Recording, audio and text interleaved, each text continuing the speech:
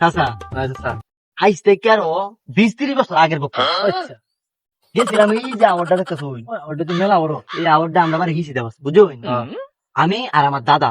তো দাদা তো এখন নাই গিয়া উনি মারা গেছে আরো 40-50 বছর আগে পরে মনে করুন যে আরো গেলাম দুই দানা গাছ কাটতাম গরুর লেগিয়া আমরা একটা কত বড় হার আছি না হারও তো হার না নানাই দিলে মনে করুন যে দিত আচ্ছা পরে কিতা করা এই যে গাছ কাটা যায় দুই দাদা নাতি লাগছি গাছ কাটতে আসি আমরা কি আনলাই গাছ কাটতে এটি বাড়িতে আনলাম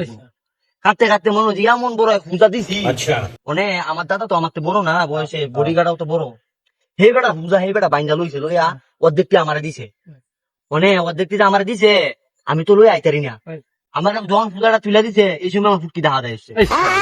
পরে কিতা করা বুঝুন আমি তো খুব চিন্তা করেছি আমি পূজা লই এই আউর কেমনে পারি দিয়াম পরে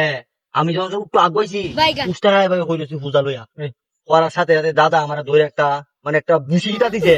বুসি খায়া ওনা আমি ভাবছি আর হালানি দিত না পূজা পূজা আমার বাইন্দা দিছে দেওয়ার পরে পূজাটা লইয়া মনে যে কিতা কইয়াম 5-10 মিনিট আটার পরে আমার শরীরটা দিয়ে ল্যাঙ্গ হয়েছে মানে রাত তারি না বুঝুন মানে আমার দাদা কি করছে ওই আদস না করে বুঝে আমার শরীরটা ল্যাঙ্গ হয়েছে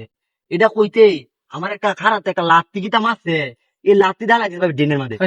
আর ডেনের মধ্যে যে গুয়াছি আমি আর কইতেই না গুয়ের উপরে যাবে এই কামটা ঠিক কথা না এই আমরা ঠিক কথা কই না বাইস্তা তুমি যে গপ্পটি মারলা এই গপ্প না এটা ইতিহাস করলাম মটকা ভরা গপ্প মারছো হাসাই মিয়া সুদা কয় কিতা